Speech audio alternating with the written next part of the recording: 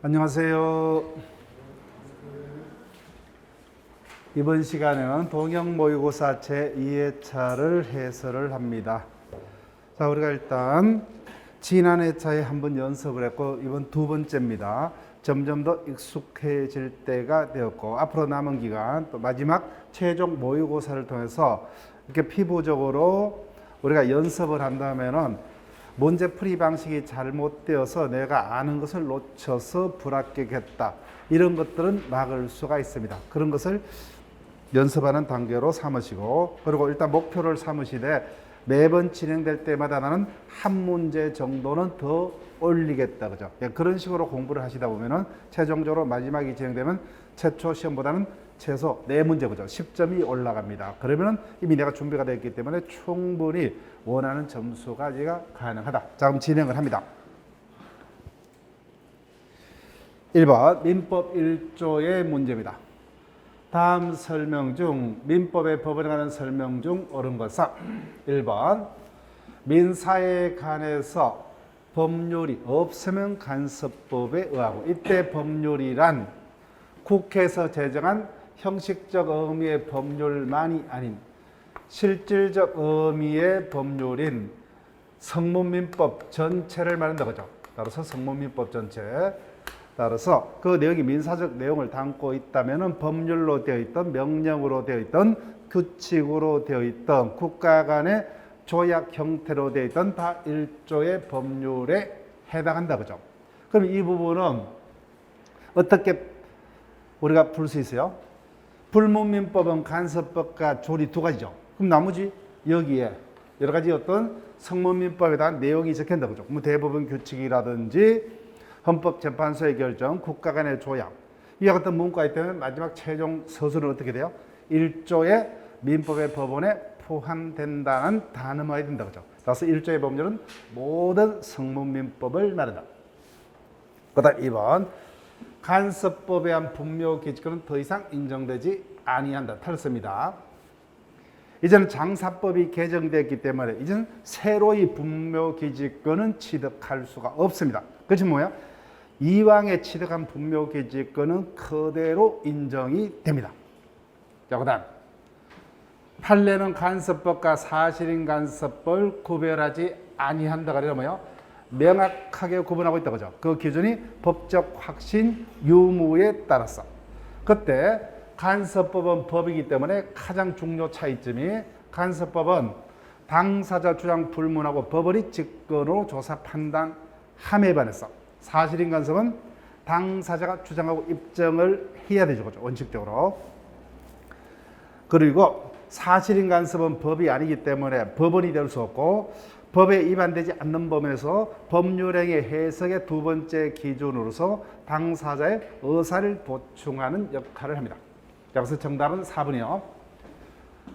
대법원의 판례는 법원이 아니다. 그죠? 다만 신급제도의 취지상 상급법원의 재판은 당해 사건에 한해서, 해당 사건 같은 말이죠. 당해 사건에 한해서만 하급심을 기속한다. 그죠? 즉 구속이란 의미로 받아들이시면 돼요. 따라서 당해 사건의 판단은 뭐예요? 하급심은 반드시 상급법원의 판단에 따라야 한다. 그죠? 반대로 하면은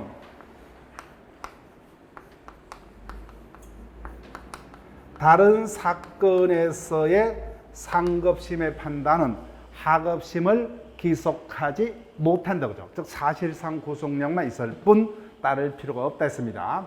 그래서 헌재의 결정. 그죠? 그럼 어떤 문구가 돼요? 민사적 내용을 담고 있다면 1조의 법원에 해당한다가 와야 된다. 그죠? 해당되지 않는 표현은 틀립니다. 그래서 1조의 법률은 모든 성문민법을 말한다. 2번으로 갑니다. 신의체에 관한 다음 설명 중 틀린 것을 모두 고르면, 신의적 파트는 어떤 형태로 출제가 되든 반드시 출제가 되는데 지문과 같이 박스 형태 문제로 출제가 될 수도 있습니다. 근데 이 같은 박스 형태 문제의 출제 경향보다는 5개 지문으로 구성해서 이론적인 지문 형태 플러스 뭐요? 개별 판례를 섞어서 묻는 지문이 우리 시험은 일반적입니다. 근데 이 같은 박스 형태 문제가 다른 시험에서 유형을 하고 있습니다. 그래서 우리 시험도 이 같은 박스 형태 문제가 출제가 될 수 있는데, 첫 번째 실효 원칙은 신의척의 파생 원칙의 하나이다. 그죠? 신의척부터는 세 가지 원칙이 파생되어서 나온다. 사정 변경의 원칙, 실효 원칙, 모순의 금지 원칙. 그 중에 실효 원칙은 어디까지 적용되느냐. 그죠? 원칙. 실효 원칙은 신의척의 파생 원칙이기 때문에 신의척은 모든 법의 일반 원칙이죠. 그래서 모든 권리가 신의척에 반하면 권리 남용이 된다. 그죠? 그래서 모든 권리가 원칙적으로 모든 권리가 실효 대상이 됩니다. 근데 딱 하나 포기할 수 없는 권리가 하나 있었죠. 뭡니까? 인지청구이다. 그죠? 그래서 인지청구권은 실효 대상이 되지 아니한다. 그죠? 그렇지만 나머지 모든 권리는 요건만 구되면 신의척에 반해서 실효가 된다. 그다음 신의척은 민법 전반, 그죠? 민법뿐만 아니라 사법 전반, 사법뿐만 아니라 행정법 등 공법 등 포함해서, 그죠? 모든 법의 일반 원칙 맞죠? 그래서 이거 털다, 그죠? 모든 법의 일반 원칙이기 때문에 항소권 같은 뭐야? 소송박상 권리도 요건이 되면 신의척에 반해서 실효해서 허용되지 않는다. 그죠? 그래서 모든 권리가 실효돼서 됩니다. 인지청구를 빼놓고는. 따라서 항소권, 해제권 등 형성권뿐만 아니라 뭐야? 모든 권리가 그 요건만 구하면 신의척에 반해서 실효가 됩니다. 그래서 털다. 그죠? 그 다음 신의척을 구체적 법률 관계에 적용함에서는 상대방의 이익 등 모든 구체적 사항을 종합해서 고려하여야 한다. 맞죠? 그죠? 그래서 틀린 것은 D급밖에 없죠. 그죠? D급밖에 없습니다. 3번으로 갑니다. 제한능력자와 관련 사령 문제. 이제는 우리 시험도 제한능력자 파트, 행위능력과 관련된 어떤 사령 문제를 띄운다면 뒷부분에 법정 초인 등의 논점이 섞일 가능성이 있습니다. 자, 3번. 만 16세인 미성년자 갑이 단독으로 시가 500만 원 오토바이를 얼로부터 구입하는 계약을 체결하였다. 다음 설명 중 틀린 것은 1번 미성년자 갑도 뭐요? 취소는 단독으로 할 수 있다. 그죠? 예. 취소는 단독으로 할 수 있죠. 단독으로 할 수 있다. 다만 추인은 단독으로 하지 못한다. 그죠? 예. 추인하려면 법정대리 동의가 있거나 아니면 뭐요? 성년자가 돼야 되죠. 그 다음 2번입니다. 그래서 미성년자 행위는 일단은 유효하지만 미성년자 측에서 취소할 수 있죠. 그 상대방은 초인적 확보를 최고할 수가 있다. 그때 최고는 누구에게만요? 능력자에게만. 그죠? 근데 아직까지 능력자가 되지 못했기 때문에 상대방이 미성년자의 법정 대리에게 체결합니다. 을이 갑의 법정 대리인 부모에게 체결할게요. 부모. 친근자죠. 그죠? 부모에게 1개월 이상의 기간을 정하여 초인적 확답을 최고하였으나 효과다. 그죠? 확답이 없으면은 그때는 뭐예요? 어떻게 됩니까?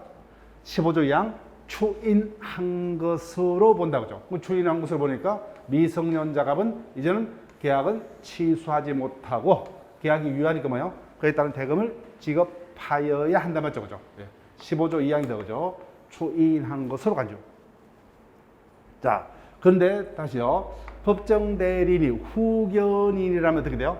후견이라면 그때는 15조 3항이 적용되죠. 후견인은 단독으로 추인을 못하죠. 따라서 그 기간 내에 감독인의 동의 절차를 밟은 확답을 바라지 아니하면 그죠? 취소한 것으로 간주한다고 하죠. 항상 친권자냐 후견이냐를 염두에 두시면서 여기서는 친권자이기 때문에 문제가 없습니다. 3번 미성년자 갑이 취득한 오토바이를 제3자에게 처분한 경우. 자, 체크할게요. 갑이 처분했다. 그죠? 법정 추인에 관한 질문이요. 자, 145조 법정 추인을 여러분이 교과서 펴시면은 어떻게 되세요? 법정 추인은 일정한 법이 정하는 요건에 해당하는 행위가 있으면 뭐야? 법에 의해서 추인이 있었으므로 간주되는 제도를 만든다. 그죠? 근데 추인은 누구만이 할 수 있어요? 취소권자만이. 그죠? 그래서 법정 추인이 되려면 가장 중요한 논점이 그 행위가 누구의 행위여야 됩니까? 지속권자의 행위여야 된다고 하죠. 근데 법정 추인이 되려면 요건 그 행위가 취소의 원인이 종료한 이후에 이 보류가 없어지죠. 근데 보니까 지속권자가 행위를 한 거는 맞아요. 그죠? 그렇지만 아직까지 능력자가 되지 못한 상태에서 이와 같은 행위를 했기 때문에 법정 추인이 되지 못한다. 따라서 여전히 뭐요? 법정 추인이 되지 못하기 때문에 갑은 취소할 수 있다죠. 그래서 뒷부분의 질문까지 쓰겠습니다. 그래서 정답은 3번. 4번. 미성년자 갑은 자신의 단독행위에서 취소할 수 있죠. 그죠? 146조다. 그죠? 언제까지? 취소는 추인할 수 있는 날부터 3년 내에, 법률에 날부터 10년 내까지 취소할 수 있죠. 그래서 갑이 성년이 된 후에도 취소할 수 있다고 그죠? 3년이 지나기 전까지요. 그죠? 다만 3년이 지나면 더 이상 취소할 수 없다. 그죠? 그때는 취소권이 소멸하기 때문에 이제는 취소하지 못하고 약속한 대로 대금을 지급하여야 한다. 그 다음 5번 갑이나 그의 법정 대리인이 취소를 했다고 하죠. 그럼 당행이는 소급해서 무효가 됐습니다. 취소 이유가 뭐죠? 제한 능력을 이루는 거죠. 따라서 제한 능력자가 제한 능력으로서 취소되면 제한 능력자는 뭐예요? 언제나 더 그죠? 언제나 선악불문하고 현존한 이익까지만 반환됩니다. 이때 이미 이행이 있었던 경우 양자의 반환은 동시 이행 관계이나 미성년자 갑이 뭐예요? 취득한 오토바이를 이미 분실해 버렸다고 그죠? 그때는 반환할 수가 없죠. 그죠? 반환 의무를 면한다. 4번 질문으로 갑니다. 상대방 보호제도에 관한 질문입니다. 제한 능력자와 거래한 상대방 보호에 관한 설명으로 옳은 것은 상대방은 제한 능력자 측에 대해서 뭐요? 존여박감을 채굴할 수 있다. 이때 채굴권은 악의의 상대방도 채굴할 수 있다. 그죠? 근데 가장 중요한 게 채굴은 누구에게 해야 되느냐? 채굴은 초인 여부를 판단해서 결정할 수 있는 뭐야? 능력자에게 채굴해야 된다고 그죠? 제한 능력자가 된 이후에는 그 자에게만 채굴할 수 있고 그 자가 여전히 아직까지 능력자가 되지 못한 경우는 뭐야? 법정 대리인에게 채굴을 해야 됩니다. 그 다음 제한 능력자와 상대방 사이에 계약이 있었을 때는 뭐야? 상대방이 철회할 수 있다고 그죠? 이 철회는 제한 능력자 측에서 추인하기 전까지만 철회는 선의자만 처리할 수 있다고 하죠. 선의자만. 그 다음 제한 능력자의 단독 행위에 대해서는 제한 능력자 측에서 추인하기 전까지 상대방이 거절할 수 있다. 거절은 악의자도 행사할 수 있죠. 그죠? 근데 채고와 달리 채고는 능력자에게만 채고할 수 있지만 철회 거절은 뭐예요? 제한 능력자에게도 철회 거절할 수 있다. 자 볼게요. 1번 미성년자가 상속을 받은 부동산을 매도한 후 그 상대방이 후견이죠. 그럼 항상 후견인은 몇 조입니까? 15조 사망이 되죠. 15조 사망. 후견인에게 1개월 이상의 기간을 정하여 추인여박담을 채고한 경우 후견인이 그 기간 내 뭐야? 확답을 바라지 아니하면 어떻게 돼요? 취소한 것을 본다 그죠? 즉 후견인은 단독으로 추인 여부를 결정할 수 없다 그죠? 네. 감독인의 동의를 밟아서 그죠? 따라서 그 기간 내와 같은 감독의 동의 절차를 밟아서 확답을 바라지 않으면 취소한 것으로 본다. 그 다음 2번 미성년자와 거래한 상대방이 아직 성년이 되지 못한 미성년자에 대한 채고도 유효하다. 됐다 그죠? 채고는 반드시 누구에게 채고를 해야 돼요? 능력자에게 그죠? 제한 능력자에 대한 채고는 무효이기 때문에 뒷부분의 문장은 읽어볼 필요도 없다 그죠? 채고 자체가 의미가 없어요. 아무리 채고하더라도 뭐요? 그에 따라서 답을 하지 않더라도 뭐요? 추인한 것으로 본다, 취소한 것으로 본다. 이 같은 문구는 있을 수 없죠, 그죠? 채고 자체가 없던 것이 되니까. 3번. 제한 능력자와 거래한 상대방이 갖는 거절권은 제한 능력자의 단독행위 효력 발생을 상대방이 부인하는 것이다. 맞죠? 그죠? 예, 정답 3번. 4번. 계약입니다. 제한 능력자와 계약을 체결한 상대방은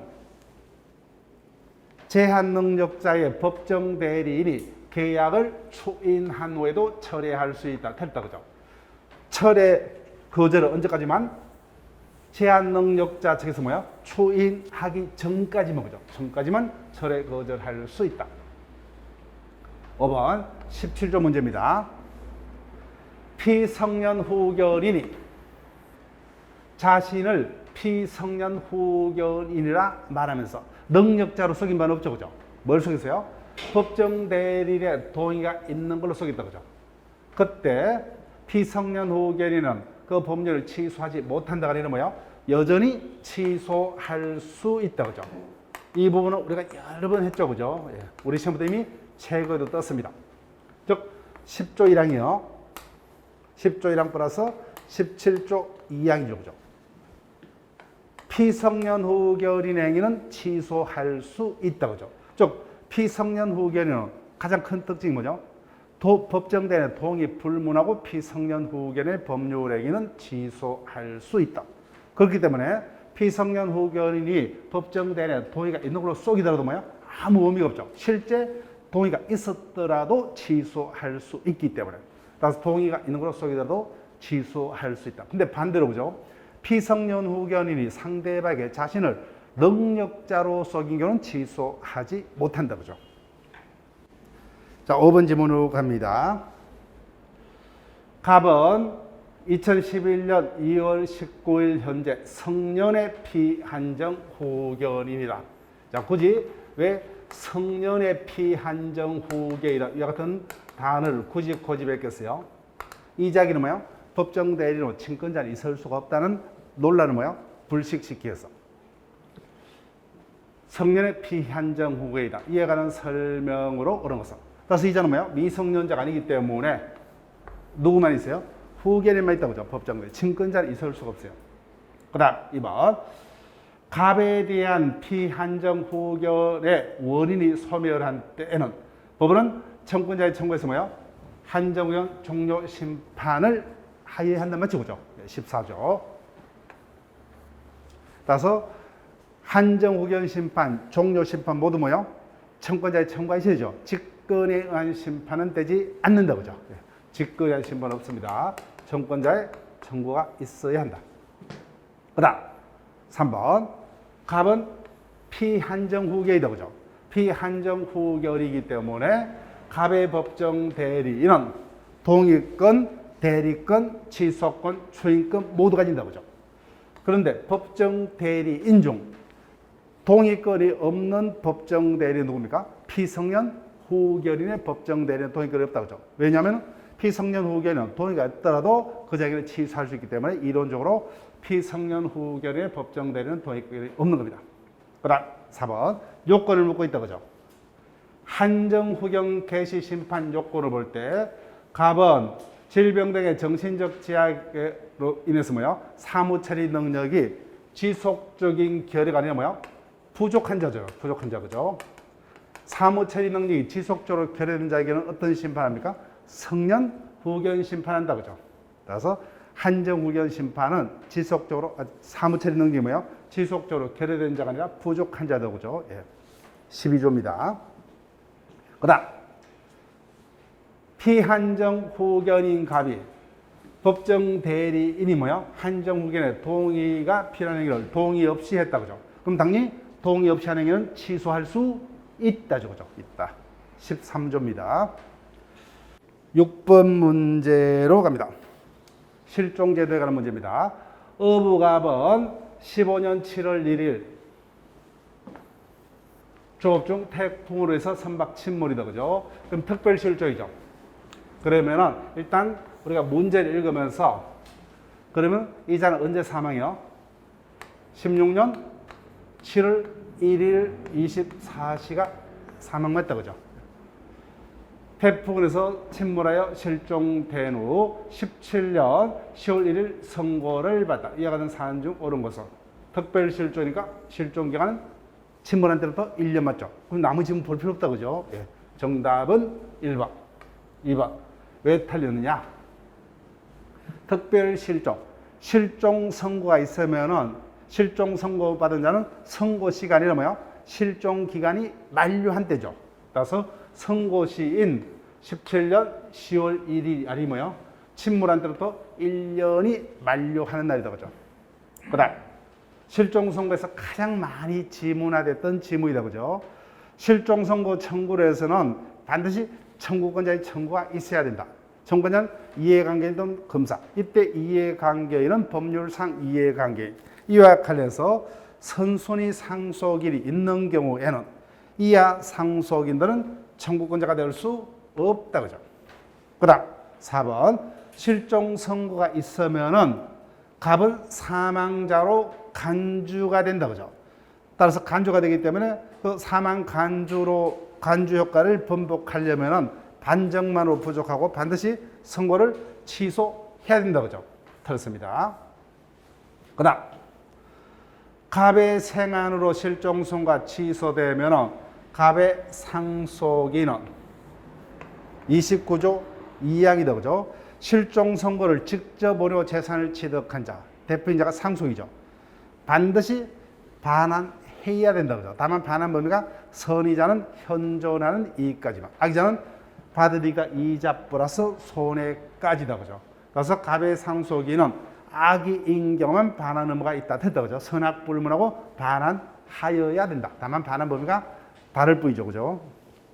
자, 지금부터는 법인에 관한 지문이 진행됩니다. 7번 민법상 법인에 관한 설명으로 옳은 것을 모두 고르면 재단법인을 설립하려면 뭐요? 설립자는 일정한 사항을 서면의 정관에 기재하고 뭐요? 기명 날인하는 뿐만 아니라 일정한 재산을 반드시 출연해야 된다. 그때 제일 많이 출제되는 경우다, 그죠?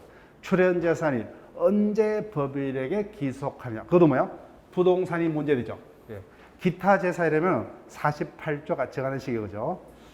자, 기업 재단법인의 설립에서 부동산을 출연한 경우에 그 부동산의 소유권은 출연 시에 곧바로 설립 중인 법인에 기속한다, 틀렸다, 그죠?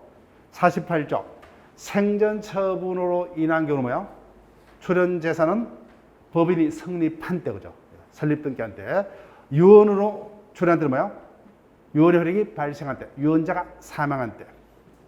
다만 제3자에 대한 관계에서는 뭐야? 법인 앞으로 이전 등기까지 마친 때다, 그죠? 자, 그다음 35조 문제입니다. 법인의 불법에가 성립하기 위해서는 행위자가 뭐야?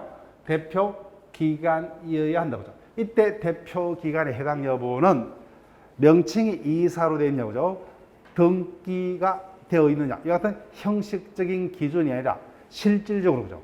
그 자가 실질적으로 법인을 대표해서 사실상 대표한 자가 여기에 해당한다, 그죠? 따라서 사실상의 대표도 포함이 된다, 그죠? 자, 그다음 법인 파트에서 가장 많이 출제된 지문이죠. 이사의 대표권은 정관으로 제한할 수 있다. 다만 그 제한으로 제3자에게 대항하려면 뭐야? 등기하여야 한다, 그죠? 등기치 않으면 뭐야? 악의의 제3자에게도 대항하지 못한다, 그죠? 법인 파트에서 가장 많이 지문화됐던 지문입니다. 자, 그 다음에 마지막에 당리 뭐야? 감사는 민법상 사단재단공이 모두 임의기간이다, 그죠? 임의기간. 그래서 정답은 여러분들이 조합하시고 8번으로 갑니다. 민법상 법인에 관한 설명으로 틀린 것은 1번 민법상의 사단재단공이 모두 뭐야? 비영리를 목적으로만 설립할 수 있다, 그죠?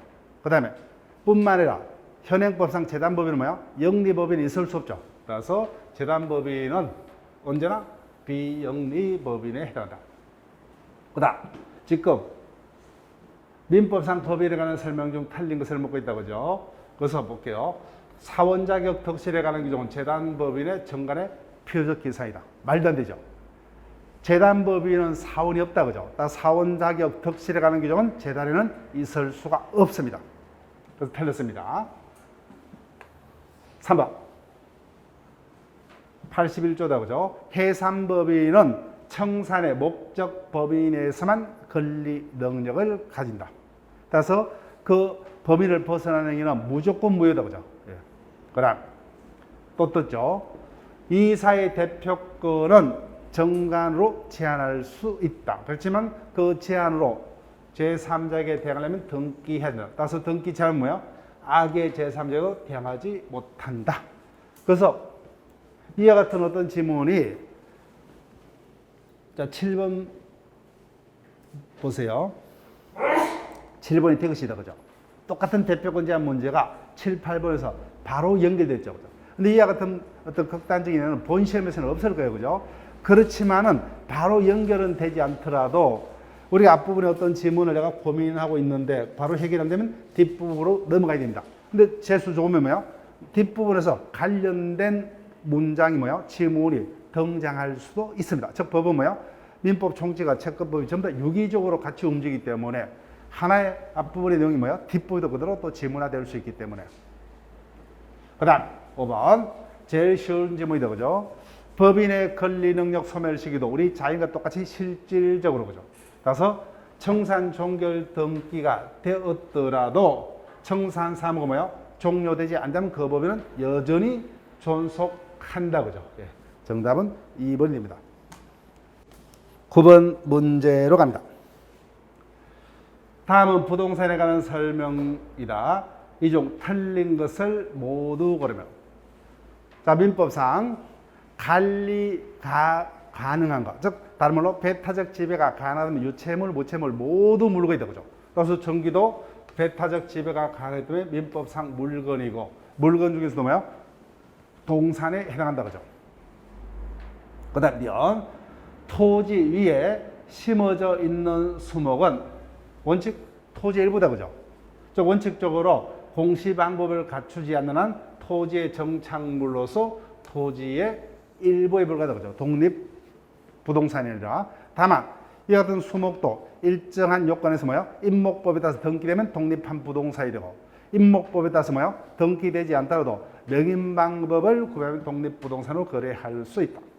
그 다음 한 동의 건물의 일부죠. 독립하여 소유권의 객체가 될 수 있다. 이런 뭐예요? 구분 소유권에 한다 그죠. 즉 아파트 등 집합 건물은 한 동의 독립한 일부만이 구분해서 소유권의 객체가 될 수가 있다. 그 다음 리얼요. 가분물, 불가분물, 대체물, 부대체물, 소비물, 비소비물. 이와 같은 물건의 구분은 뭐예요? 그 물건이 가지는 객관적 성질에 따른 객관적인 구분이다 그죠. 그렇지만 지문에 특정물, 불특정물의 구분은 물건이 가지는 객관적 성질에 따른 구분이 아닌 당사자 의사에 따른 주관적 구분이다 그죠. 이 순서는 기억하시죠? 우리 시험도 2번 정도 지문화됐어요. 그 다음 마지막에 상품권 등은 뭐예요? 국법상으로는 동사이지만 이제는 뭐예요? 무기명 채권이다 그죠. 동산이 아니다. 그래서 다 맞습니다 그죠. 다 맞아요. 10번으로 갑니다. 물건에 관한 설명으로 옳은 것은 1번 얼핏 읽으면 실수합니다. 어디까지는 뭐예요? 가장 중요한 게 종물은 조물과는 다른 독립한 물건이다 그죠.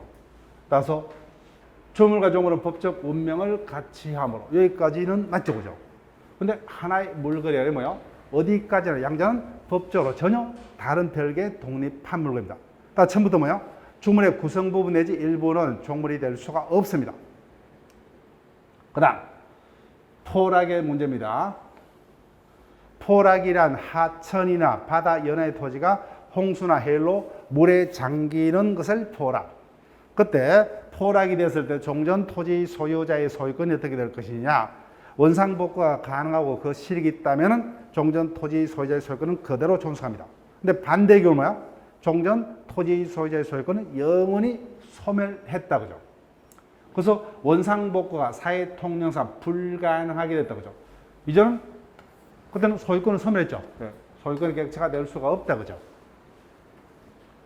그때는 우연히 물이 빠져서 뭐야? 토지가 드러나더라도 그 토지는 뭐야? 주인 없는 땅, 국가 소유가 된다 했죠. 그 다음 3번 관리할 수 있는 자연적은 물건이고 동산에 해당한다. 그죠?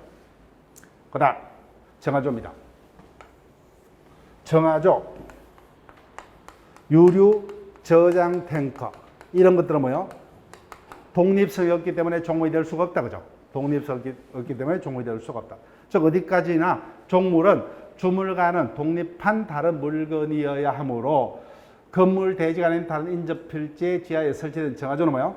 건물의 구성 부분일 뿐 독립한 물건이 아니므로 건물의 종물이 될 수가 없다. 그죠? 유류장탱도 똑같죠. 그래서 정답은 4번. 5번 한두 개 건물이 구분 건물로 구성되어 있더라도 한두 개 건물의 일부는 독립한 소유권 객체가 되지 못한다. 구분된 부분은 뭐요?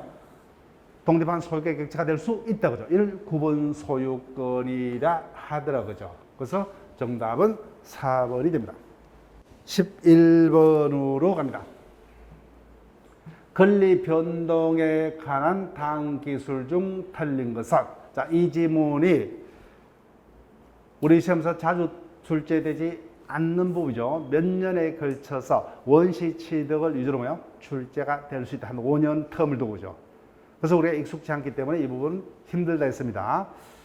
자, 권리 변동에는 크게 뭐야? 원시 취득과 승계 취득 두 가지가 있다. 그죠? 다시 승계 취득에는 이전적 승계 취득과 뭐요? 설정적 승계 취득이 있더라고요. 설정적 승계 취득이 어떤 겁니까? 제한 물건의 취득이다. 그죠? 지상권 취득, 전세권 취득, 저당권 취득 등을 설정적 승계라 하더라. 이전적 승계는 뭐요? 매매 등의 특정 승계와 뭐요? 상속 등 포괄 승계가 있더라고요. 포괄 승계. 나머지는 다 원시 취득이죠. 자, 1번. 부동산의 매매에 따라서 매도인이 매수인에 대해서 가지는 매매대금 채권 취득 뭐요? 원시 취득이다. 그죠? 원시 취득. 근데 매도인이 매수인에 가지는 대금 채권 뭐요? 타인에게 양도했을 때 양수인이 취득하는 것은 뭐야? 승계 취득이다. 그죠? 승계 취득. 그 다음 승계 취득은 구권리자의 권리를 신권리자가 승계해서 취득하기 때문에 신권리자는 뭐예요? 정권리자의 권리 하자를 그대로 승계할 수밖에 없다. 그죠? 이 점이 원시 취득과 승계 취득의 차이점입니다. 그 다음에 상속, 합병, 포괄 유적은 포괄적 승계에 해당한다. 그죠? 그 다음 지상권의 취득은 설정적 승계 취득 맞죠? 근데 그 지상권자가 뭐예요? 그 취득한 지상권을 타인에게 양도합니다. 그럼 양수인의 지상권 취득은 뭐예요? 설정적 승계 취득이 아니면 뭐예요? 예. 여기죠. 그죠? 예. 이전적 승계 취득 중 뭐예요? 특정 승계다. 그죠? 특정 승계. 그래서 정답 4번. 5번. 물건의 멸실, 채무의 변제, 채무 면제 등은 소멸, 그죠? 절대적 소멸에 해당한다. 맞습니다. 그래서 11번은 쉽지 아니한 지문이다. 그죠? 예. 12번으로 갑니다.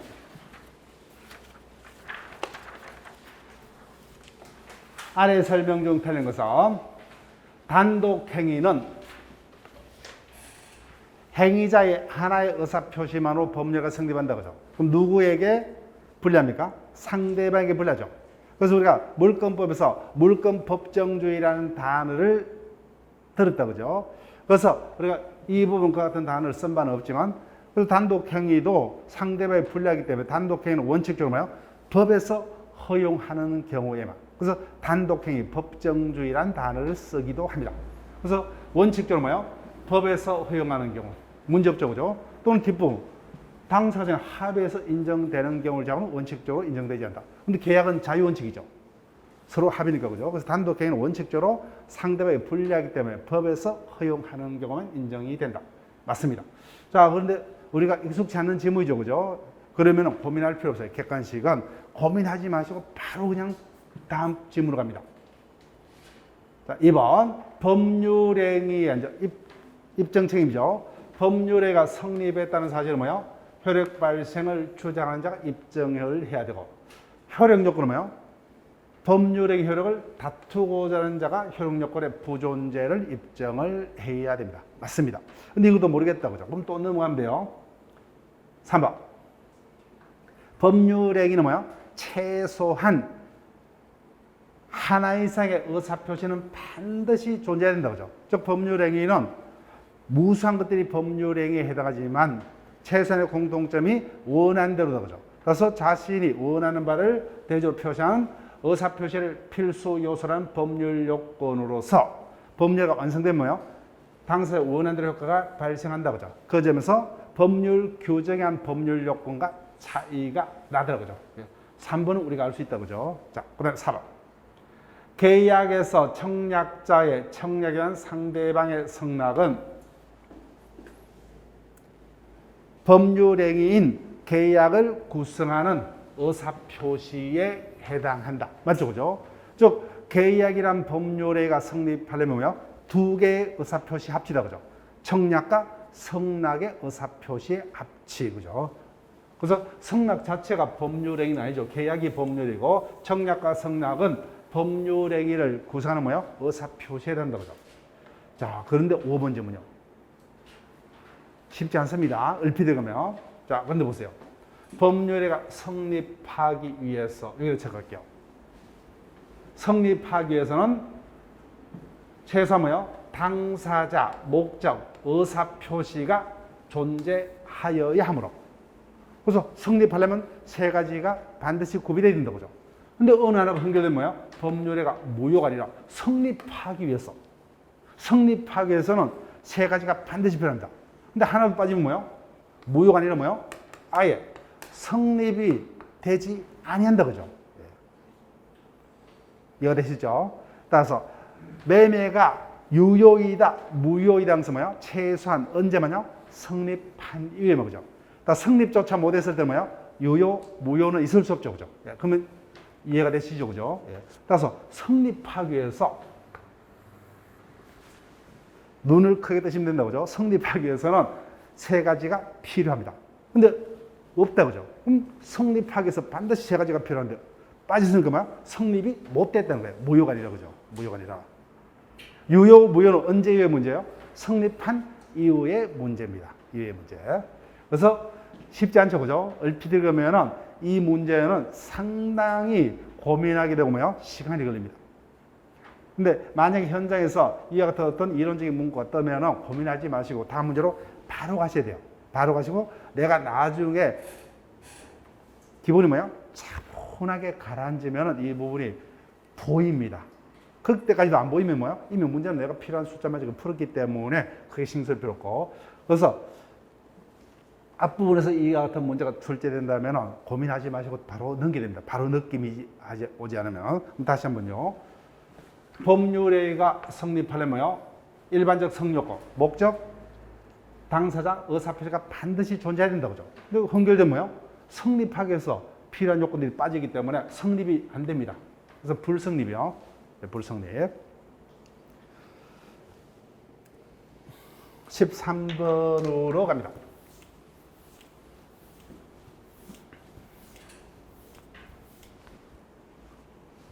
불공정 법률행위에 관한 질문입니다.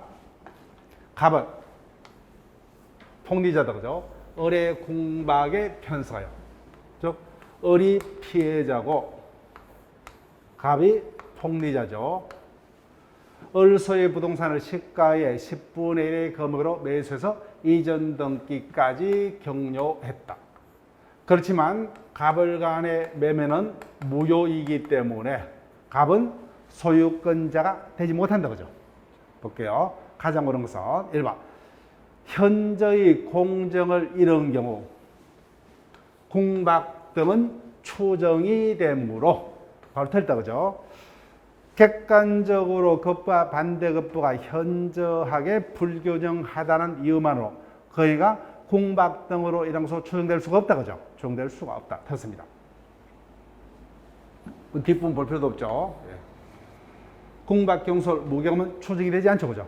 따라서 궁박 등의 주관적 사정과 객관적으로 현재의 대가에 불견했다는 사정을 뭐야? 모두 다 누가 입증해야 돼요?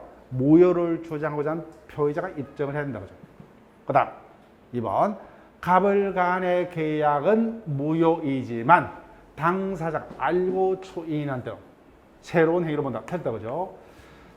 강행법규 위반 행위 103조 반사회 질서 행위 104조 폭력이 뭐예요? 절대로 추인할 수 없다. 다만 공정한 매매 계약으로 뭐예요? 전환은 가능하다 그죠?